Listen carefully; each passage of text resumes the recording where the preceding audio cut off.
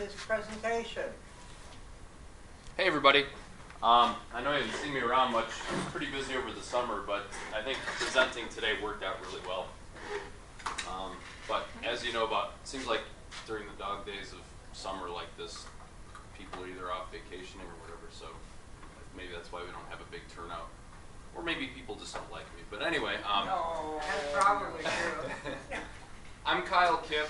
I've been a member of this club since 2009, and I've never really been much of a club joiner, but I do belong to two planting clubs, and I love it. The other one that I belong to is the Ann Arbor Bonsai Society, which meets here, of course, at Matthaei. And they're a great, very well organized club. They've been around for, I don't know, 30 years or something. I mean, they've got their stuff together because they have a long legacy. I actually live right in Ypsilanti in Depot Town there, and I'm a high school teacher at Lincoln High School, which is south of Ypsilanti by about 7 miles. So you guys are expecting me to actually know how to present to a group of people? Yes, we do. I've been on summer break, okay, so I might be a little rusty. Might not be totally awake yet, but anyway, so Lewis, out of the blue, said, would you mind talking about how I've combined the concepts of bonsai with the succulents that we like? And I'll say succulents, not cactus, because one thing you got to keep in mind when you're doing bonsai, you have to touch the plant a lot. So you don't want to get a plant that you don't like touching, like a thorny cactus or something. So that's why we like to go with the smooth, soft, and gentle ones to work with. You guys ready? Okay, excellent. So I threw together this PowerPoint, and I'm mostly going to talk about bonsai itself. I don't know if you know much about it. If you don't, that's fine. It's not this crazy, mysterious, ancient Chinese secret or whatever. It's just the same kind of scientific processes that we learn about when we really get into cultivating cactus and succulent. But there's also the aesthetic art form that goes with it, and I'll explain a little bit of that too. When we think of bonsai, we think of this image right here, the silhouette graciously there and on a tray in a special little pot. And we usually think that these bonsai trees are really small. I'd say that's the average. I mean, they're typically that size, and every different size has a different name. But I've seen them where they're literally tiny. I mean, the pot and everything is in the palm of your hands. And I've seen ones that are bigger than me. What does bonsai mean? It literally means a tree in a pot. So anything in a pot is bonsai to some extent, or it's at least potentially bonsai. If it looks like a bonsai tree but it's growing in the ground, it's technically not bonsai because it's not in what? A pot. Very good. Just making sure you're paying attention. If you look here, I've just pulled this off the web. Whoever owns it, I'm sorry, but you know, it's a free-for-all these days. If you find something good on the web, plop it on your PowerPoint. This is a great example of succulent bonsai. I'm going to be speaking from my experience, of course. The one that I prefer to work with the most is different types of jade. So I'm going to be speaking in terms of working with the jade. These all work. If you open up succulent bonsai books, you'll see you know, these more woody type plants, a lot of them with the bulbous base and all of that, and that's fine. But I'm going to speak in terms of the jade because, and I'll explain a little bit more, but a little later on. But this is actually a progression: 2003, 2004, 2006, and 2008. And when you do bonsai, you have to be very patient. You know how it is working with plants. Patience is key. Bonsai, a lot of these trees will outlive their owners. And sometimes when they go out and they find a bonsai tree in the wild and harvest it so that they can put it in the pot, sometimes the trees are already quite old. And then they'll stay in the pot if they're healthy and well taken care of for years. If you go to China or Japan, there are bonsai trees that are hundreds of years old. And they've been in these various pots under different owners, and they're worth a lot of money, as you can imagine, the time, energy, and legacy that goes into it. So this is an example of a little jade tree in bonsai pots. Notice every pot's different. They probably repotted it every year, which isn't all a bad idea. So let's get on with the slideshow here.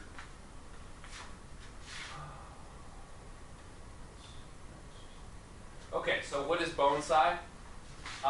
You hear people say bonsai, which is fine. It really doesn't matter to me. Some purists might get a little worked up about it, but it's actually pronounced bonsai, not bonsai. I think that's what the Japanese fighter pilots yelled when they crashed into the... Way different than what I'm talking about here today. So when you hang out with the bonsai people, they will say bonsai. You won't really hear anybody say bonsai unless they might get laughed at or something. But it translates to, it's ancient Chinese word, literally translates to tree in tray or tree in pot. You know, to them this was a tray, because historically the whole thing started in ancient, like the Himalayas, India, ancient China. The monks would travel and they'd take their plants with them. A lot of times they were growing herbs and spices or fruit or whatever.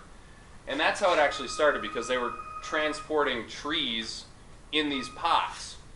Eventually it worked its way through China, and then it got to Japan, and by the time it kind of manifested in Japan, then it started blowing up and becoming this really refined art, science, botany hobby.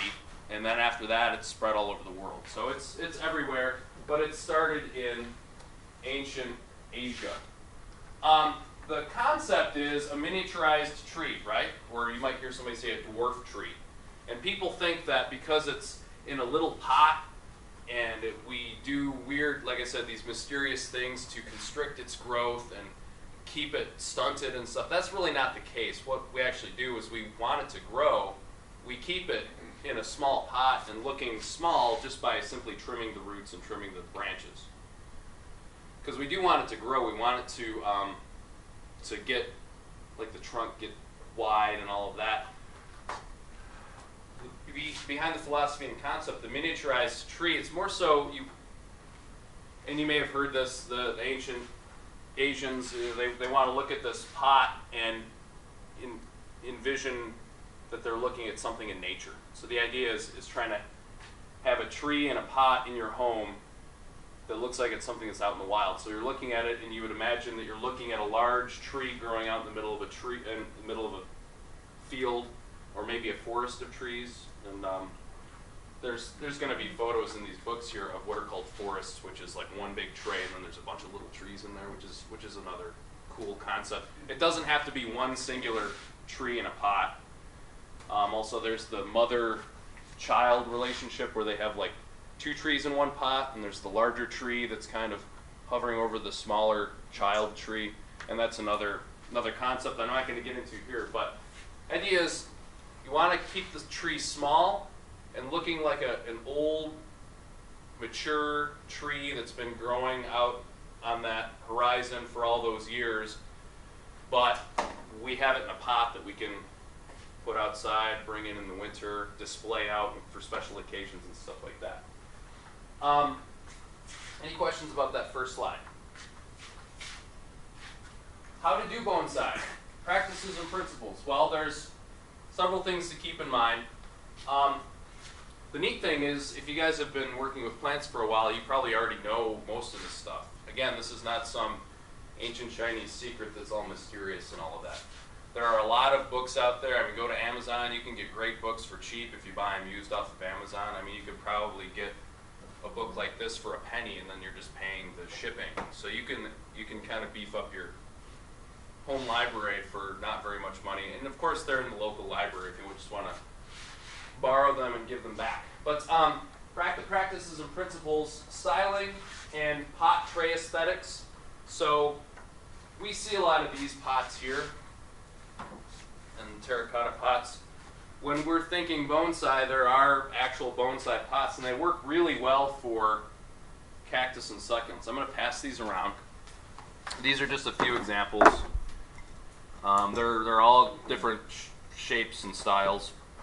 And this larger one, you'll see how there's wiring and screening already in there, and I'll get to that in a bit. But basically that wiring is how you would get the tree to stay in the pot, because the soil in these bonsai pots are usually pretty loose. We want this really loose, readily draining soil.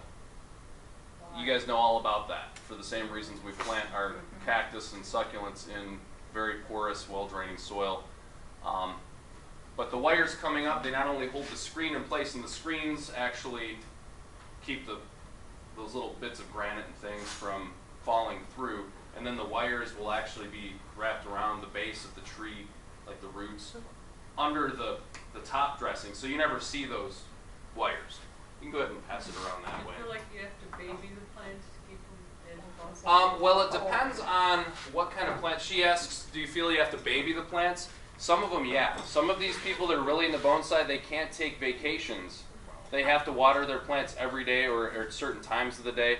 That's a bit too much for me. My schedule doesn't allow that, which is great because you can have a succulent bonsai of a jade tree or something like that, and we all know that we can go on like a vacation in the summer for 2 weeks, and you don't have to worry about the thing drying up and dying. Some of these more woodier trees, like maybe if you have a little trident maple or something like that, some of those trees you have to water every day because the way the pots are very small, very porous. It's almost like you're doing hydroponics. You're familiar with the concept of hydroponics, where the roots are just bathed briefly. It's not like it holds the water in the soil very long. The nutrients in the water kind of just flush through the soil and then it drains out. So I mean, the roots could dry out in 24 hours if it's a small pot, and depending on the tree, if they can't take it. We know that the types of plants that we're here for, those you don't have to water as much. So I like that. They're more forgiving and it suits me better, and I just enjoy them more. You do more as hydroponics with this instead of... I don't do hydroponics, but I'm just saying it's the concept of hydroponics, and I'll get into that a little bit later. But the idea of hydroponics, like I said, you're almost like the roots are suspended, and the water just touches the roots. The water and the nutrients just touches the roots briefly, and then it drains out. Whereas a typical house plant or something like this, you're going to get potting soil that has a lot of organic matter in it, and you water it and it'll stay damp for several days, and the fertilizer or whatever you put in there will stay in the soil. Whereas with bonsai, because you're using this really granular, porous stuff, the nutrients, you want to kind of have the water with very light fertilizer in it, so that as you're watering it, it's getting some of the vitamins and minerals too. Any other questions before I move on? When you go to prune the roots, do you tend to prune the heavier roots and just leave a few small fibrous roots? Yes. The heavier, denser roots are usually, they don't serve much of a purpose other than maybe stability in the ground, but those larger roots are often, especially when you're looking at more woodier plants, like if you're doing a juniper or something, which doesn't really fall into our arena, but let's say you're doing a juniper, those heavier roots that are just kind of there for stability, they're not going to be drawing up a lot of water or anything, those are the first to rot too. So he's got a very good question. When you trim the roots, you're getting rid of the big heavy ones, and you want to keep the finer, like more capillary type hair roots or whatever. People have different terms for them, but you'd want to keep those. Plus, you've got to fit all those roots into a shallow pot. Not necessarily this small, but you see what I mean. This is shallow compared to what we're used to. We're used to these deep pots where there's plenty of places for the roots to grow. In something like this, the roots are going to be more horizontally aligned, and because you've removed that main stem, that's why you might want to use wire, like what's in that aqua colored pot in front of you. You want to use wire to give them the stability, because if you're moving these things around, some of these bonsai people are constantly moving their trees in and out of the house and all of that, so you want the thing well wired in there. So if it's like an oak or so, which is a taproot type plant? Yeah, I mean, just any larger, like stick that's part of the roots, you want to keep the finer hairier, they're the little supple capillary roots. So moving on, I got off on a tangent here, but there's styling and pot tray aesthetics. Again, you look at one of those pots and you're like, oh, that's a bonsai pot. You look at a pot like this and you just call it a regular old terracotta pot or something like that. Very much more utilitarian. But bonsai pots look nice. They're stylish, and a lot of them are glazed in nice colors and things like that. But they're actually very practical because you want that shallowness to the pot, and also having that wider, the wider base. It makes it a little more stable, so it doesn't tip over as much. There's the aesthetic appearance. Again, remember I was talking about how there's an art form to, I mean, you don't just say, oh yeah, this is a bonsai, it's in a pot. I mean, you want to style this so that it looks like that old tree off on the horizon. And think about when you look at old trees, you know, they have those years of weight that have kind of, you know, the branches aren't like this. You know, a young, healthy plant, the branch is going to be like this. You want an older plant that you know, the gravity and the weight of time is kind of pulled down the branches, and the pads, like let's say you're looking at a pine tree, the pads kind of go out like that. So the trees, I'm looking like a fool right now, but the trees are going to look more kind of like that. You don't want a young, straight, boring looking tree. You want something that looks like it's got more of a story and history. So there's pruning branches. You're going to prune the roots first, usually when you put it in the pot, and then trimming the branches so that you get rid of the excess branches and all that. I mean, just envision when you look at an old tree on the horizon, you're just going to see a few very prominent, stark, heavier branches that are kind of weighted down. You're not going to see a lot of brushy whips and suckers and things like that. And then, of course, there's wiring.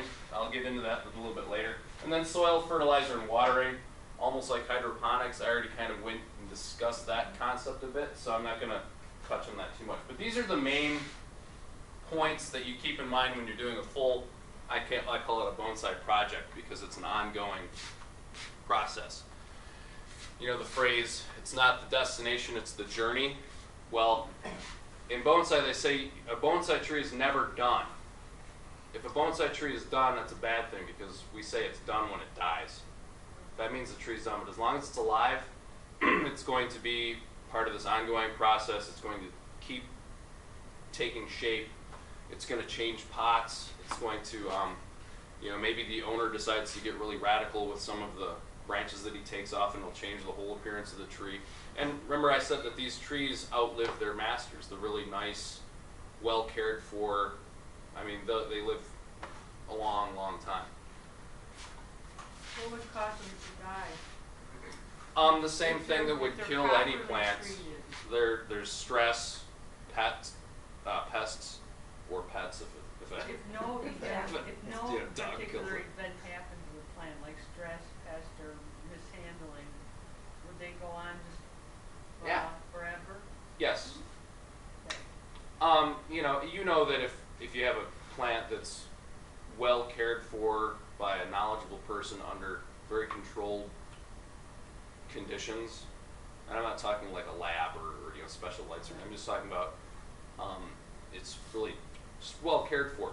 That tree can live and live and live and live. That's why we have trees in our own country that are hundreds and hundreds of years old.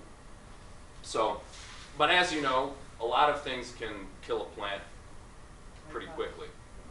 Yeah, neglect, of course, pests, just not getting the right nutrients.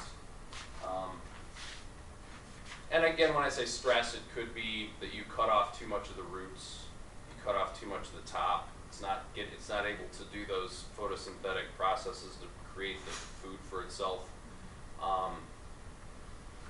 or it just doesn't get enough water. So where do I start? Let's say you want to travel down this path of learning about bonsai. Where do you start? Well, there's some similarities. As I said, CNS people like us, we're already practicing many of these principles. We're using very porous soil, and some of these. I mean, look at these here. These are ones that were brought in by you guys, and some of them are very close. They just might need some trimming and things like that. But my point is that we're already doing a lot of these steps. And then the differences, as I said, what comes to mind, differences are the pot and tray. Might be some different tools. Tools are very important when you're doing bonsai for trimming and carving and sawing, or even just clearing the soil from the root ball. Because when you repot it, you actually remove all the soil and everything from the roots. You're inspecting the roots, you trim off the roots that you don't think are necessary, and then you put it back into maybe the same pot or a different pot just for a different look, and then you work that new soil into the roots, and that requires, I mean, you can use chopsticks to do something like that, but you can of course buy fancy expensive tools too. I've talked a little bit about the soil. I'll get more into that later on. Wiring, pruning, and types of trees. So these are some of the differences. As I said, you probably don't want to have a bonsai cactus. I mean, you could put a cactus in a bonsai pot and say, yep, there you go, here's my bonsai, and that would be acceptable. But as I said, to me, some of the better ones to work with are jade trees, or these are excellent. I love these things. They're a type of jade, dark skin, variegated yellow yellow or white and green leaves, and it looks very tree-like, doesn't it? If we were to trim this up a little bit, and maybe we could wire some of the branches so that they're more sagging, kind of like I've tried to do here. Now this one, by the way, this needs some trimming.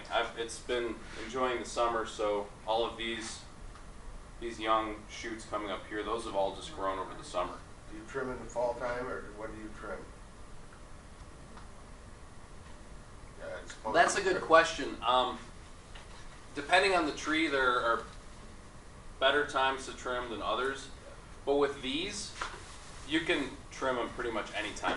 It's better to do trimming in the when they're most vigorously growing, because they got the momentum, and if you cut them, it's not going to hurt them as much. Plus, they'll bud back more, and they'll make more branches that you can choose from and trim off and things like that. So, good question. When's the best time to trim? I would say when they're most vigorously growing. When they're resting and they're in their hibernation time, that's probably not a good time to stress them. When I say stress them, that means repot, trim, cut the roots. You want to let them just take that hibernation time and take it easy. What are the best types of plants to use? I've already mentioned jade. Portulacara is also very good, and that's very similar. Again, I like these because they are soft and smooth and enjoyable to touch, unlike something that would have spines. The branches are very supple. If you're working with woodier things, you can still wire those, and that's great, but I mean, you're not going to snap a branch as easily and things like that. But I think that these are the best because they can look the most tree-like. And I just personally really like these things over a lot of other plants. Do you have a question? Can you tell me any species that would be good to grow around there? Because I've done dish gardens with miniature jades and put certain plants around them that are even tinier. Have you experimented with That's that? actually a good question, because when you see bonsai trees, you'll notice that some of them will have moss and things growing around the base to simulate maybe that tree growing up on a grassy knoll on the horizon. Or you might see little ferns or something growing. And that's all to kind of put things into perspective and proportion and add to the scenario. There's what's called penjing, which is a type of bonsai, but they make it look like almost like a little diorama. Have you seen those? And they'll put little figurines. I have a little bonsai figurine. These are called a mudman, I think, because they were originally made out of mud. But each one is a symbolic. There's a story, and this character represents this, and that character represents that. So there's, other than just the scientific process of manipulating the plants, if you really want to get into the penjing and make it look a little more, you can put little houses down there and things like that to change the, to add perspective and all of that. You can really get into it. But penjing is the term for those dioramas. You'll see maybe like a piece of rock that they've made look like a mountain, and then they have little bonsai trees growing out of it, so that it looks like there's a little, maybe a little house with a tree over it on this mountainside.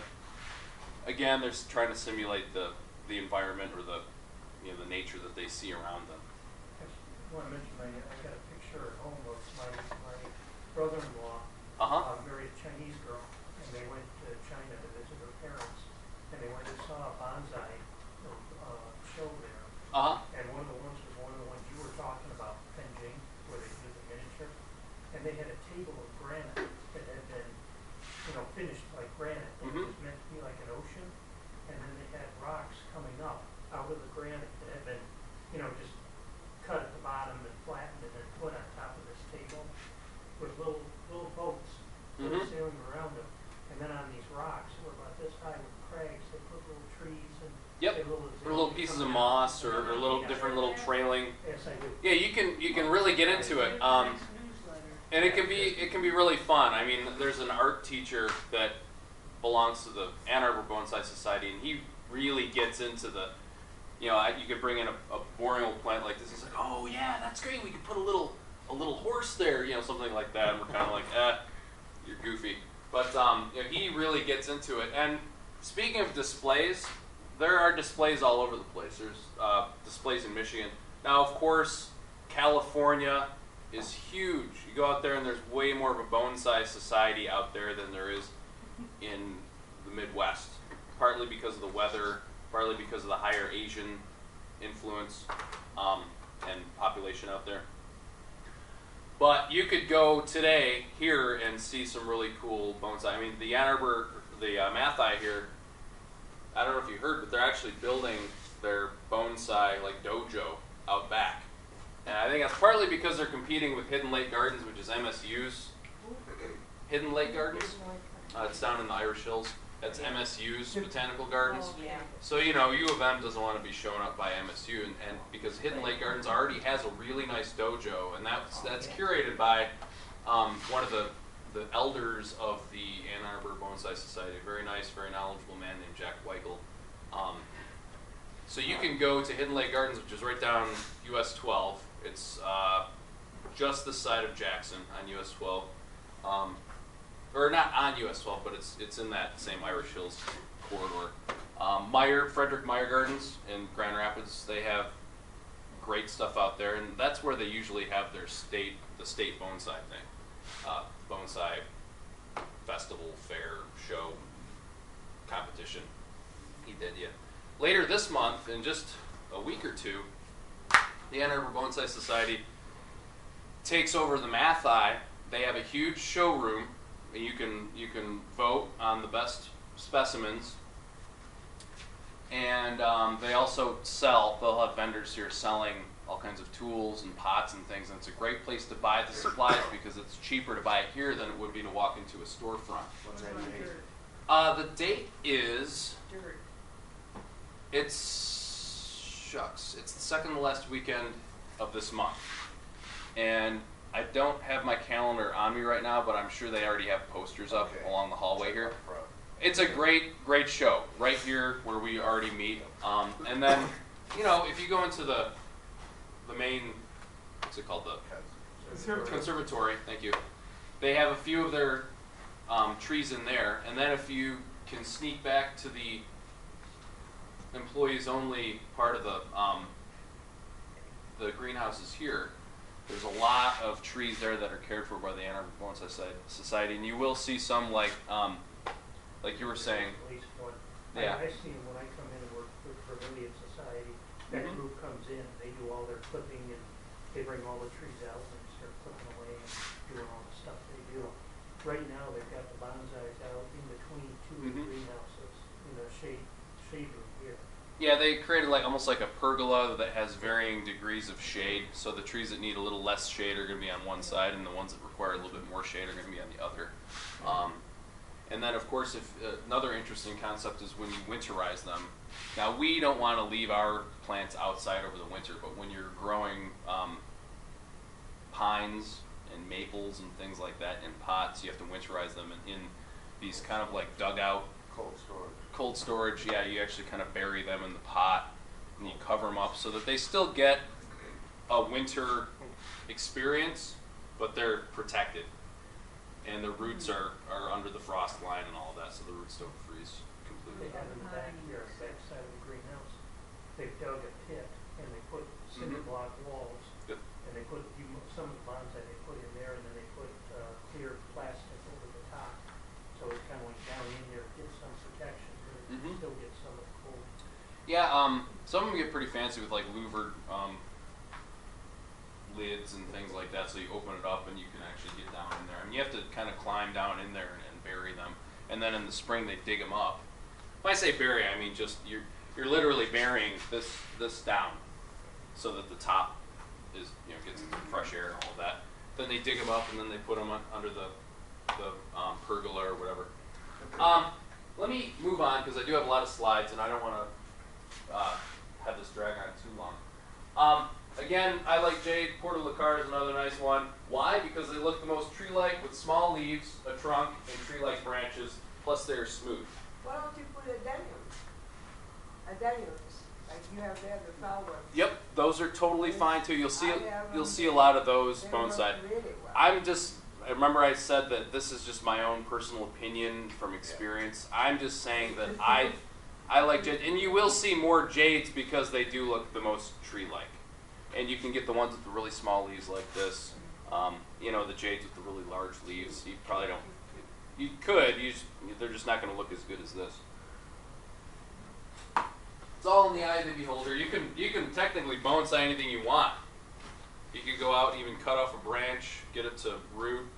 And you see people bonsaiing all kinds of things. I'm surprised they don't bonsai their pets.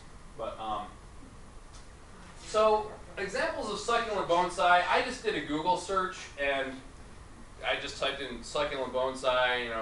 We're living in the golden age of the internet. So it's so nice you can just type that into Google and actually get some good photos. But I did find, there we are. This here, by the way, if anybody wants me to send them this slideshow, I will email it to you. No problem. Let's open this up. This is, somebody has a bunch of photos posted of their Portulacar app. So I'm going to give you some examples, if it ever opens here. Here we go. What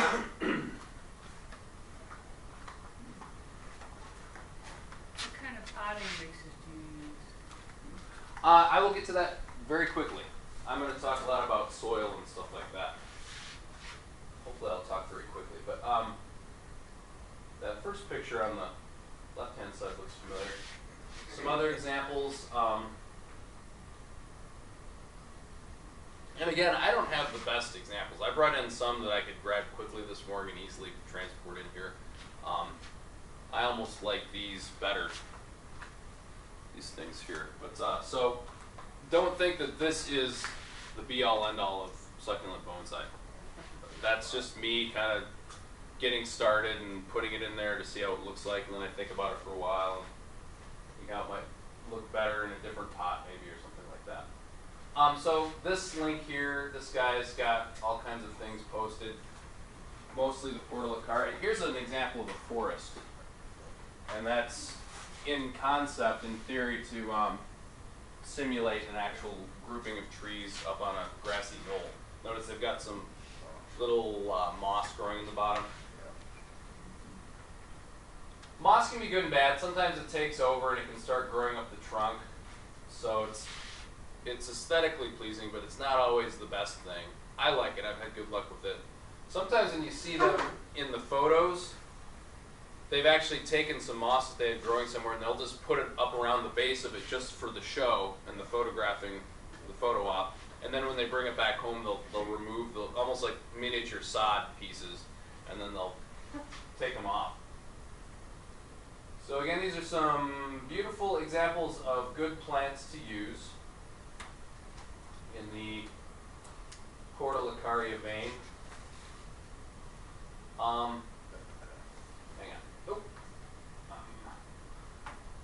All right, back to this. I found this resource here really good. Good, quick resource from doing some. There's a a little bit of research on the web. So the information's out there. If you like what I have to say and you want to learn more, this from the Brooklyn Botanic Garden, they did an article on succulent bonsai, capturing the spirit of the desert. And I like that phrase because maybe you're not trying to envision that branchy tree up on the grassy knoll. Maybe you want to envision something like this. Notice I've got rocky soil in there. Maybe you can imagine that that's a plant growing off in the distance on the Sonora or something like that in the desert.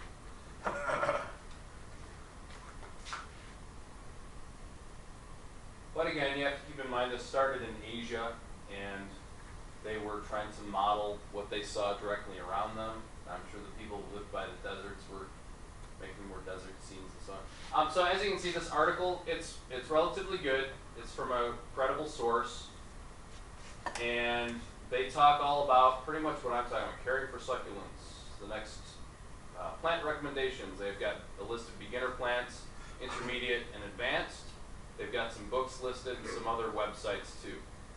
So I recommend that. That's from it's bbg.org/gardening/article/succulent. If you just Google BBG and succulent bonsai, I'm sure you'd probably find this article pop up at the top. All right, moving on. So those are some examples. Healthy trees, like any plant that you keep in a pot, maintaining healthy trees is essential to success in bonsai. A tree in a pot is dependent on the grower to provide for all of its needs, including adequate light, air circulation, soil, water, fertilizer, and pest control.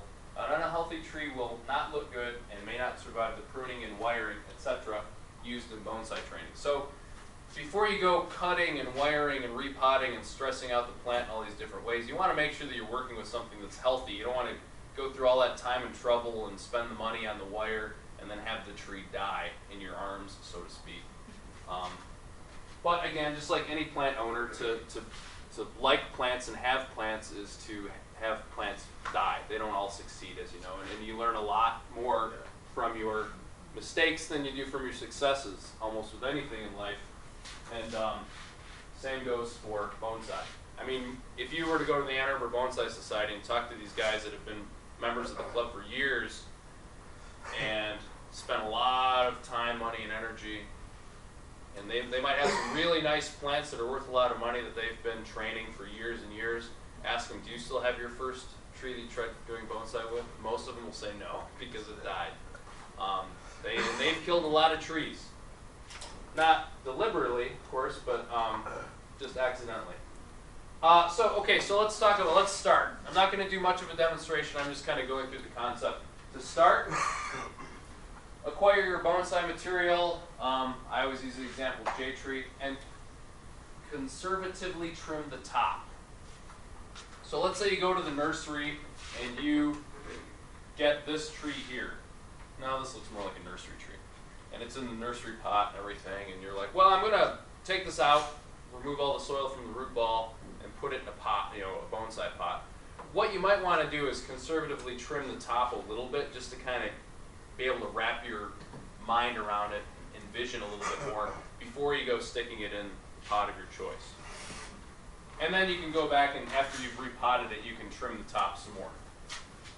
Next, select your pot. You want to fit the tree in a smallish, shallow tray or bonsai pot. So remember, where are those pots I passed around? Thank you. So remember, you've got to take a tree like this, maybe, and fit it into a pot like this. And it can be done. It's really not that difficult, but you're going to have to kind of figure out, is this the right pot for this tree? Is it proportionate in size? I mean, for a tree like this, you'd probably want something that was a bit wider, but it would still be shallow. It would probably still be just as shallow as this. Probably a similar pot, but just with a wider circumference, so to speak.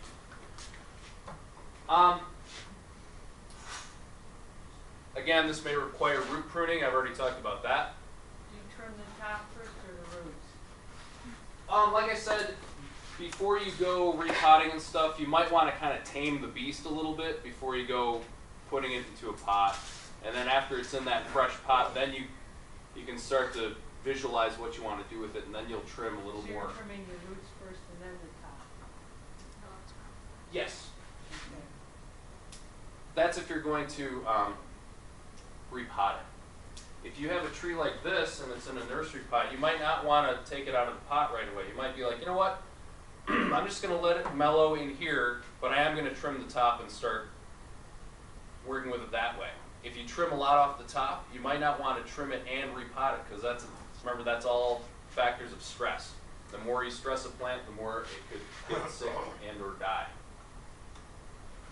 All right, next, mix up the soil. And I've got a lot of information about soil here. Remember, we already know a lot of these concepts, and as CNS people, we can learn a lot from the bonsai people about soil because they've been really making a science of it.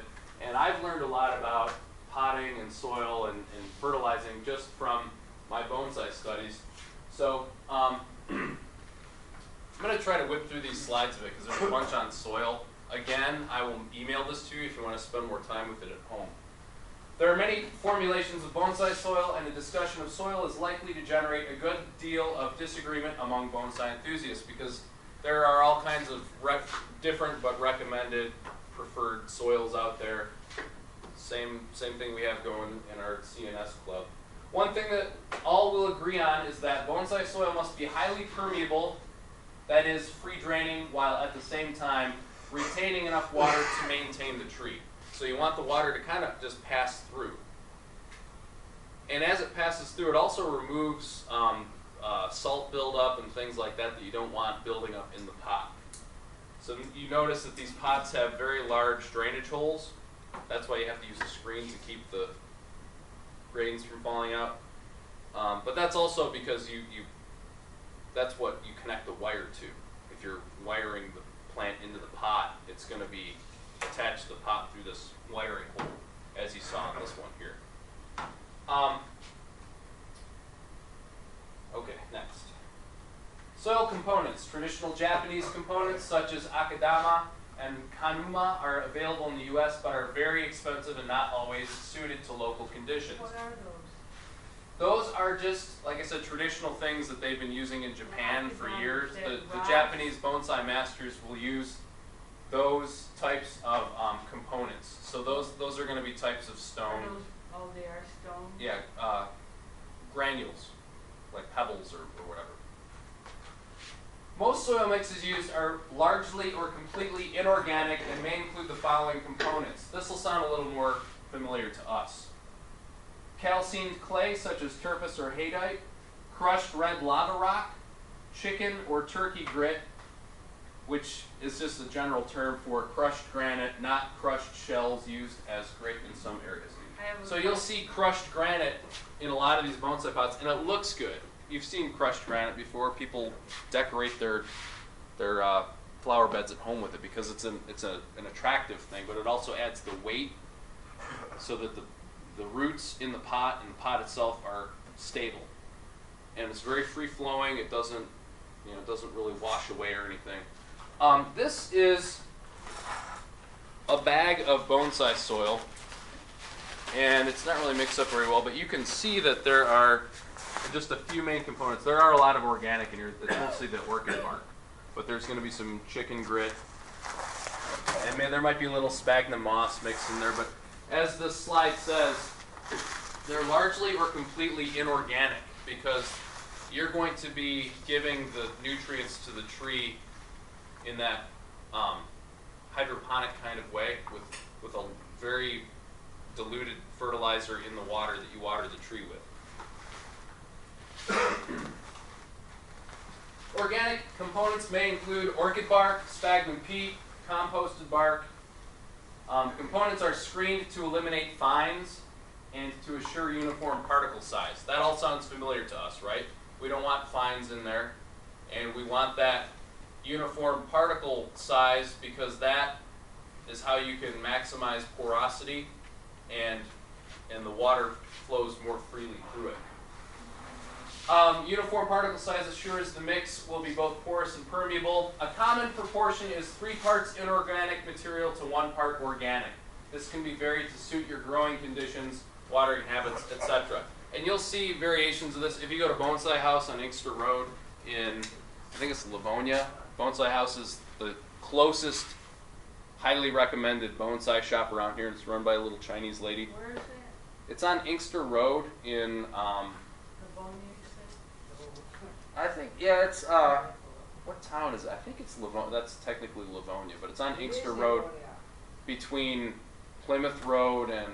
No, it's Warren and Warren and Joy, isn't it? Or it's around Joy. Yeah, something like that. If you Google Bonsai House, you'll find, or they're in the It's a phone book house. too. It's like a It's house. literally a house, but it's full of bonsai plants Very small. and materials. And they have a nursery out and back, Yeah. so you can get the materials to work with, or you can go inside and just buy an already ready to go bonsai tree in a pot.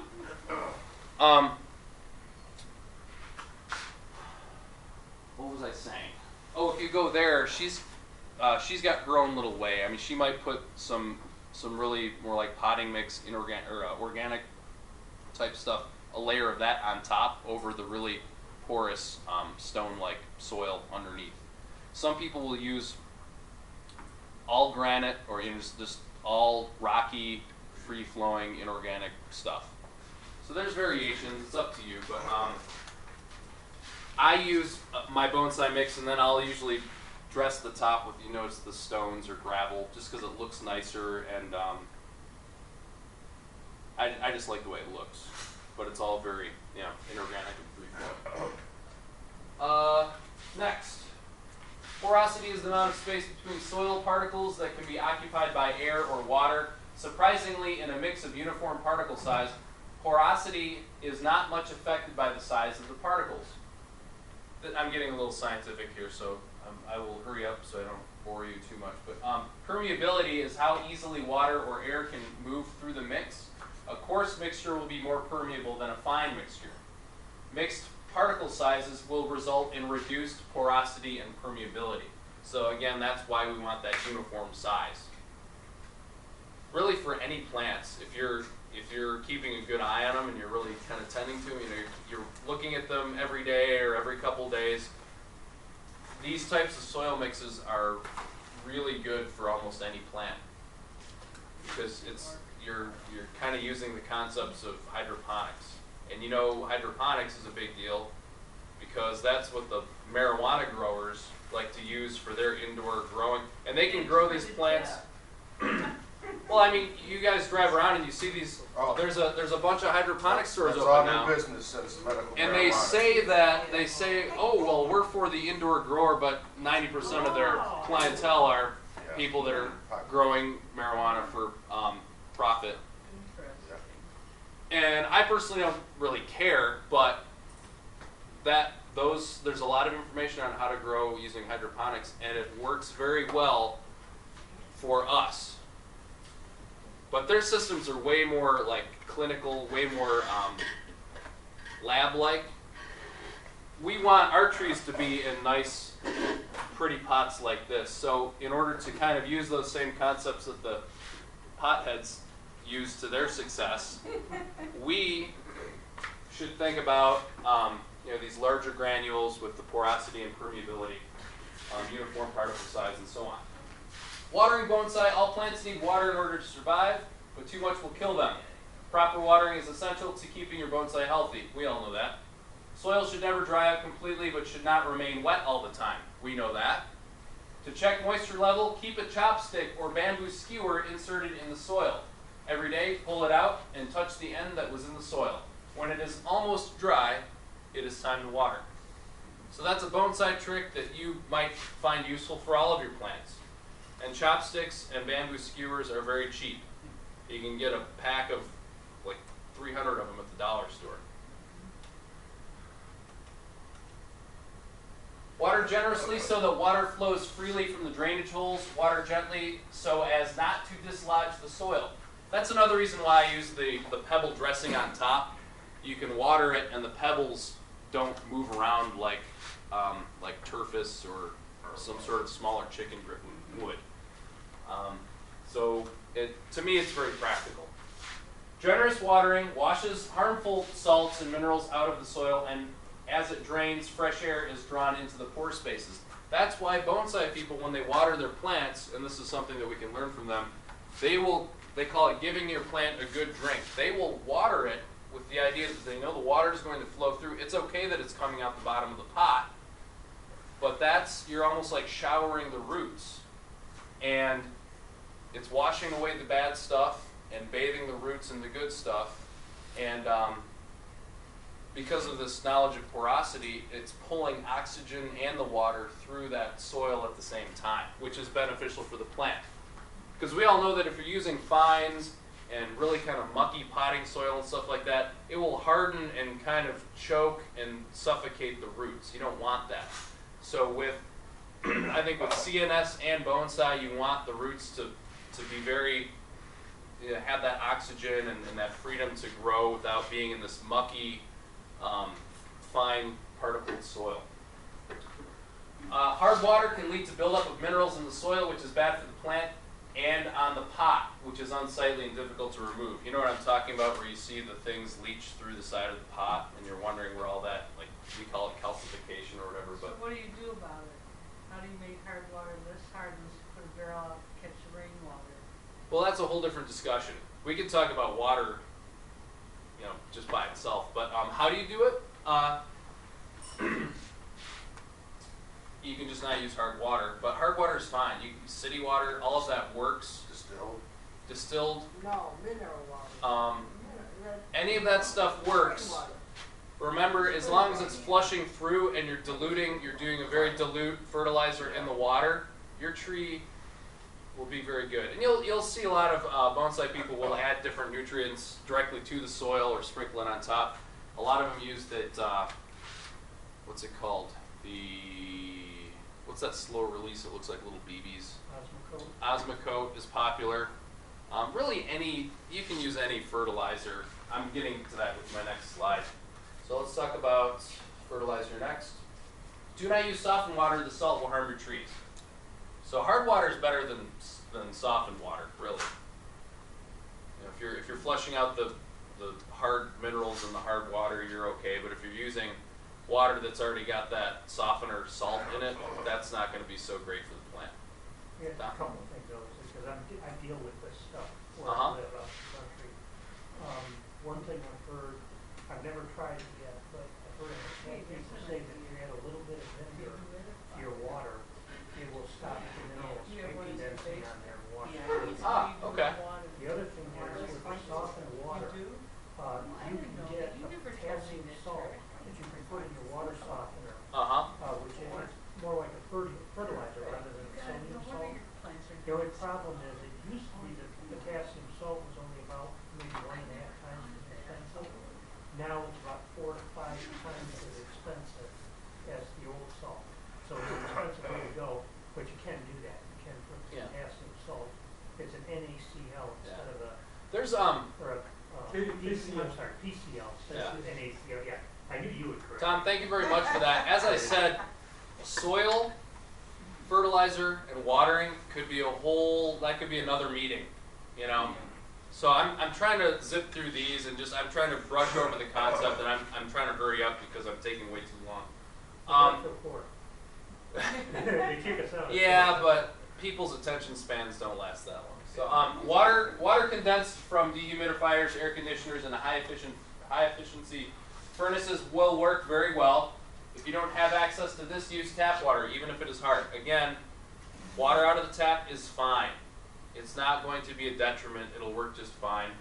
Some people like to set it out for 24 to 48 hours so that whatever things that they infuse into it will kind of dissipate, the chlorine, things like that. Trimming and wiring the top. Again, this is kind of a big concept. I'm not going to go too much into it, but trim first and then wire after. For most bonsai, you don't want to wire any more than you have to because, again, wiring is a tedious process. It stresses the plant. You can accidentally break off a branch when you're trying to bend it into place. I'm going to pass around this. This is, I guess, one of my better examples. It's got a cascade effect. That's what that's called when you see a bonsai tree where this is drooping below the rim of the pot. And you'll see some cascades will be pretty extreme. There's different names for each different type of cascade. This is a jade tree, smaller leaved, dark skin, but still looks kind of woody, so it looks kind of tree-like. I even put a little mud man in there just because I didn't know where else to put him. Must have had an extra one, so I just kind of put him in there. I've got wiring on here.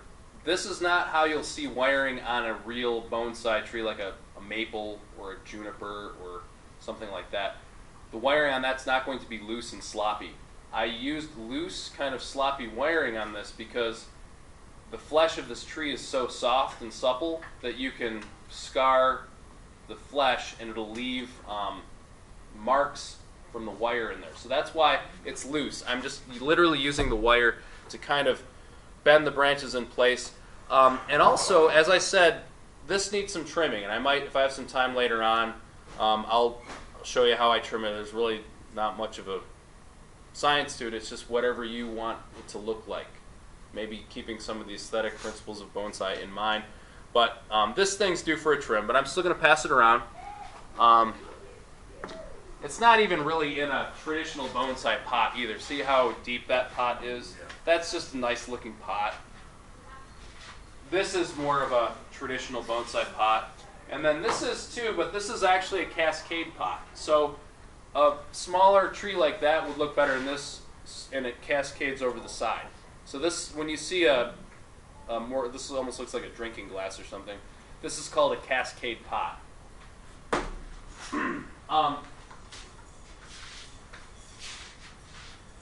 About wiring, I'll get to that a little bit more in another slide, but design and styling, there's a lot to keep in mind, and I don't have time to go into it right now, but again, it's all on the web. There's thousands of books out there that all talk about it, and you'll run into some conflicting information. We get that in this club too.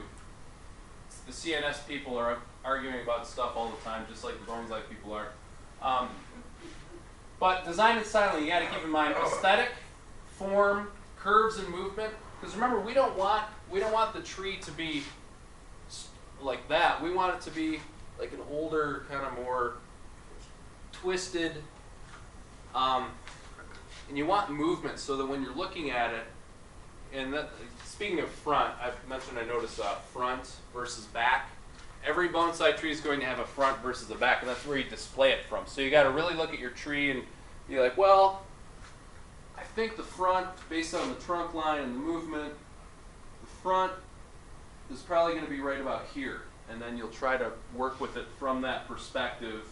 But I mean, it's a three-dimensional thing. You're going to walk around it and admire from all sides. But you have a front that you kind of work from. And you want that movement so that the eye follows the trunk line up. And this is stuff that they teach kids in art school. You know what I mean? Remember, I don't know if you remember this from painting classes or whatever, but they talk about painting or drawing. That one needs trimming too. They both do, but they're great. Those are excellent. You could go home and play with them. Yeah. And then, of course, all the cuttings you can just make more trees. Right. That's how I got a couple. Yeah, but with painting and drawing, they tell you a painting with good form is going to draw the eye in a certain path and this and that. Same goes with these bonsai trees. It's literally a living piece of artwork that you can keep manipulating and changing. Just like you could with a painting, you just keep adding more paint. You can change a painting over time too. Front versus back, trunk line I mentioned, apex. You know what an apex is, the top of the tree. That's important. Sometimes the top that's there, the apex just doesn't work or it doesn't look good, so you might want to get rid of that, and you have to think, well, what's the new apex going to be? Nibari is what they call the base of the tree where the roots are. A bonsai tree that has a nice nibari is going to have all kinds of personality and character, knuckled roots, and you'll see the roots coming out and stuff like that. So that's a common term in bonsai. The nibari is when you're looking at where the tree meets the soil line. Next, tools and wire. Simple small blade pruning shears will work just fine. I've run in a couple of mine. This is what a traditional bonsai trimmer will look like. And this happens to be stainless steel. Some of the really nice ones are not stainless steel. and they can get very expensive. Trimmer for roots or the plant? You could use it for either. Won't you pinch the ends? Because I always thought you're supposed to trim plants with the razors so you know. There's many ways to do it. And then these are just some cheapies that I think I got from the dollar store, but they're like the cheapo Fiskars. But these work very well. You want the fine tip so you can really kind of get in there. When you're doing jades, though, you want to leave a little bit. You don't want to cut it straight back to the trunk. You want to leave a little segment because there's dieback, and then let that segment part dry up, and then you can kind of take it off. Otherwise, if you cut it right close to the trunk, it can stress the trunk of the tree. You want to leave that little wiggle room.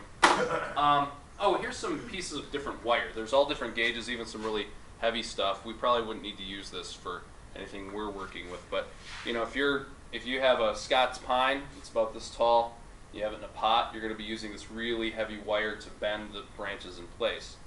But for our purposes, these lighter gauges are fine. I'm going to pass these around. And wire's expensive. It's made out of special aluminum. I brought in a bunch of different gauges. These are all different gauges. Here's some heavier stuff here. But this is aluminum. It's very flexible, but once you bend the branch into place, it holds the branch there. And you remove the wire after so many months.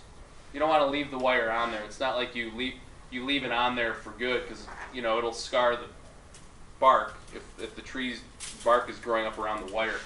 So wire is a temporary thing. This is very fine wire. I might as well pass these around too. Kyle, could you leave it on for a couple seasons, possibly? The wire. It all depends. The way I have this one loosely wired, you could leave this wiring on there a long time, yeah, because it's so loose. You just But don't bind up on it. but I mean, wiring's something that you'll do probably every season. Okay. You'll wire it up for one season, remove it the next season, and then ask yourself, well, do I need to wire it some more in a different way, kind of thing. Speaking of tools, this is a good one. I think Gordon brought this in. This is what a real traditional bonsai tool looks like. This is really nice because you can like cut out knots and you can carve away material. It looks like a nail clipper, but this is good for especially larger, woodier plants. So I'll pass these around too. Might as well pass this around. You've all seen scissors before, but Where do you get your wire? wire? Yeah, where do you Well, around here, Bonsai House is the closest place. I've got a list of stores on this PowerPoint. What was I saying? Simple small blade pruning shears. Wire is usually a special type of aluminum. You can also use guy wires. Oh, this is stiff. Oh So, I don't know. I have some old telephone wire. Maybe a tree like this, I'm just using an example, this is the best one, but instead of wiring this all so that the branch kind of comes down like this, you might attach a guy wire from the pot that pulls it down like that, and you'll want to use a little piece of plastic tubing or some sort of pad between the wire and the flesh of the tree. Otherwise, that force pulling down, it'll cut into the flesh a little bit. It'll bend the branch, but it'll make the branch look scarred. So that's not desirable. So you can just go to the Ace Hardware or whatever and get length of tubing, that clear plastic tubing, and you can cut that up and use that tubing. You wrap the tubing around the branch, just right where that wire is, and that'll work too. And again, since succulents such as jade have soft flesh, using rubber tubing helps prevent scarring. Fertilizing. There's no such thing as bonsai fertilizer, although some are marketed as such. Any fertilizer can be used if applied properly. We talk about that here at other meetings too. Like soil, there are many schools of thought on proper fertilization. There is no one right answer. In general, we can think of fertilizers as organic and inorganic, and this is another part that I want to kind of zip through. We know about organic versus inorganic. I'm not going to talk too much about it, but yeah, there's liquid, there's pellets. Inorganic, you can just use all-purpose. All-purpose stuff works just fine. But again, if you're watering your trees, let's say once a week, because you have a succulent, maybe you're watering it once a week or so, you'll just dilute that water with some fertilizer so that as it's getting its water, it's also getting some vitamins too. We use a phrase called apply weekly. That's the weak fertilizer in the water that you're watering the plants with. Fertilizer formulation, gosh, I'm just going to zip kind of through this. We know about fertilizer. That's almost, again, another meeting.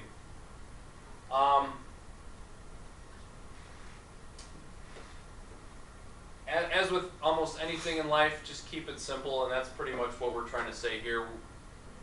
My slide is confusing you with mumbo jumbo, and then I'm just saying, you know, it's not that big of a deal. Keep it simple. We know how to fertilize plants. As long as you are fertilizing properly, you're fine. Pest control. I'm going to skip over that because we talk about pest control every meeting, and it's a big topic to bite into right now. If the pots are smaller, you can catch the pests quicker, and as opposed if the pots are bigger. Bonsai trees have the same pests that we deal with and more. I mean, you know, you can use systematic, you can use special homemade sprays, whatever. We know about growing under lights. We know how that's done. We've talked about that before. This is an example of a home built. It doubles as a display rack, and there's a shop light. And this is built by Cyril Grum. He's one of the elder members of the Ann Arbor Bonsai Society.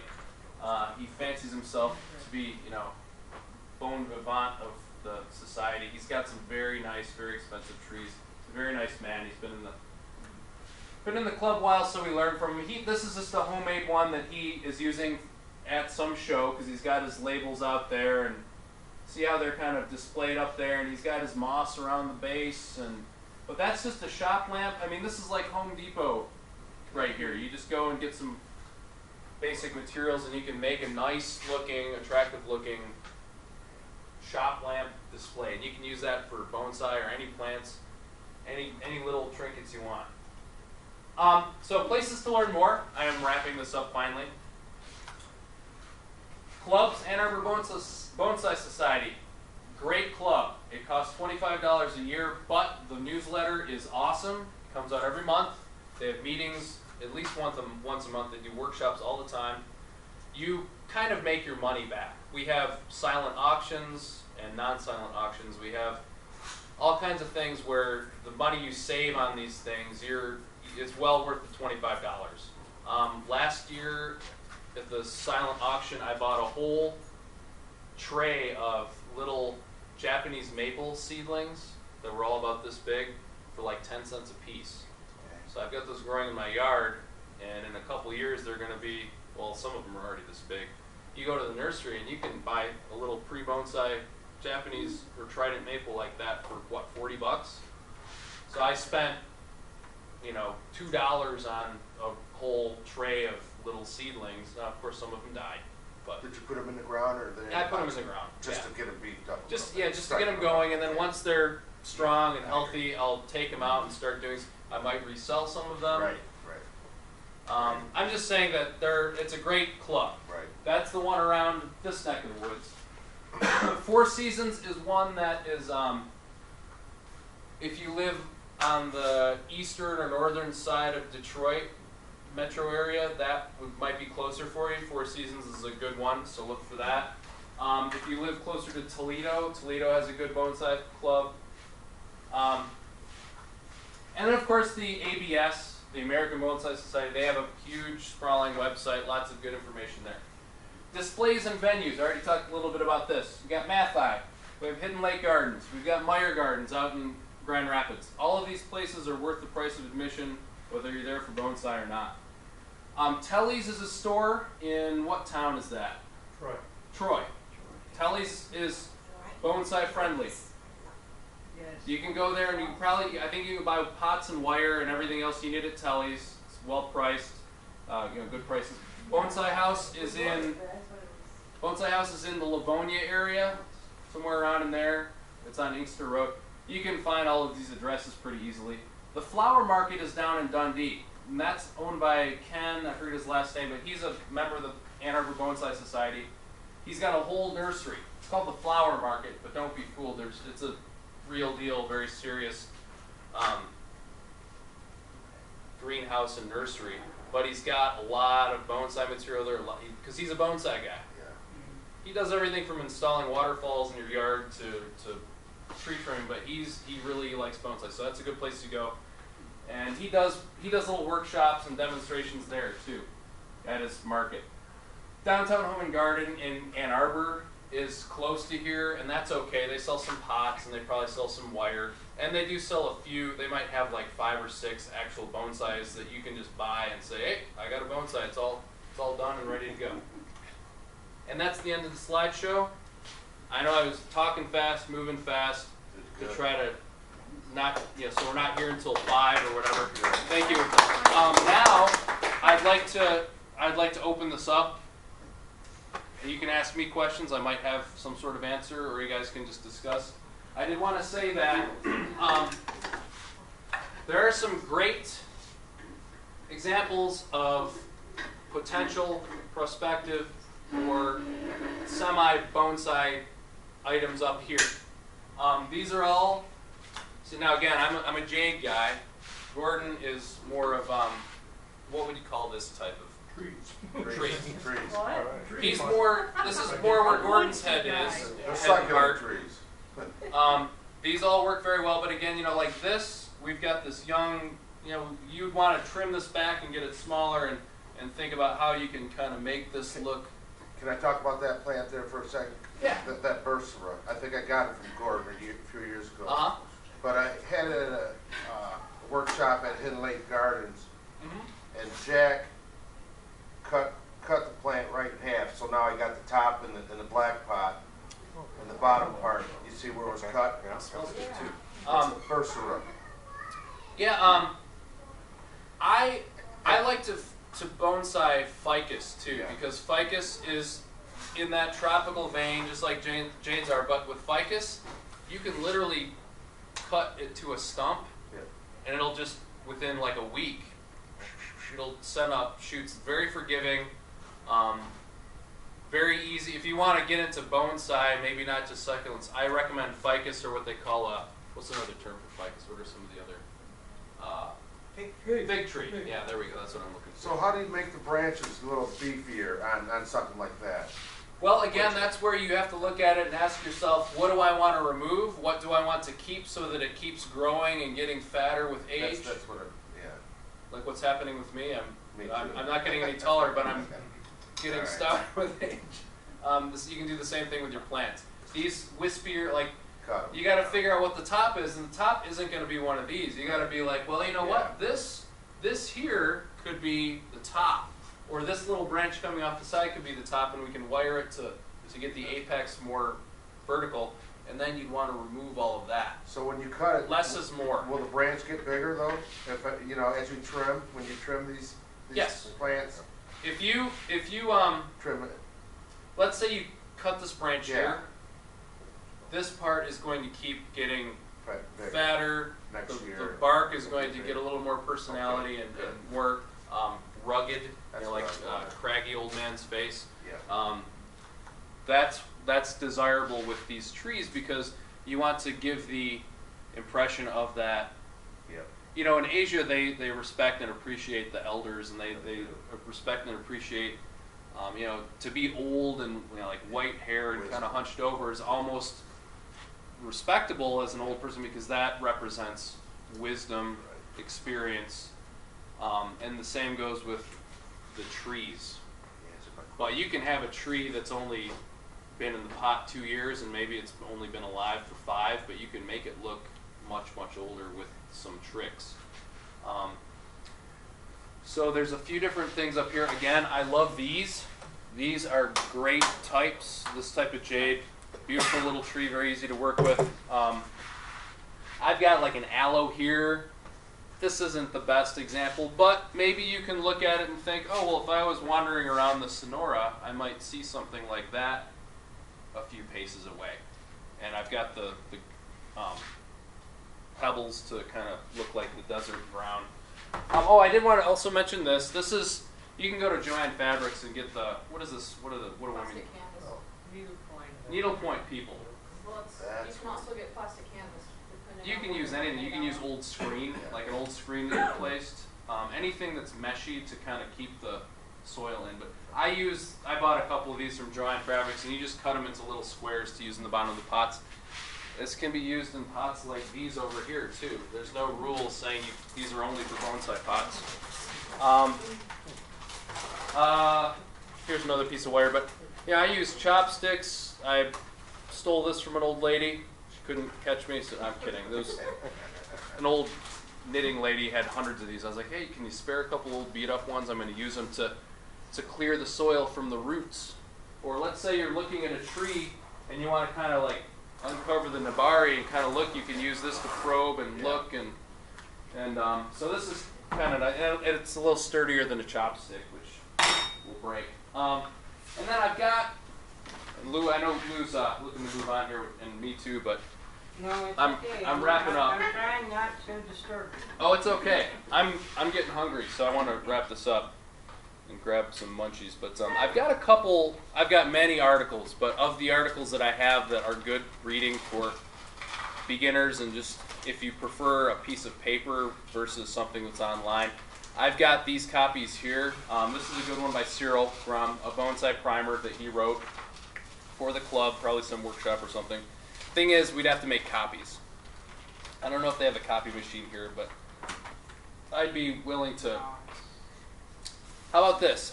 If you're interested, I can make copies where I work. I'm allowed to make my own copies. Scan them and email them as PDF file.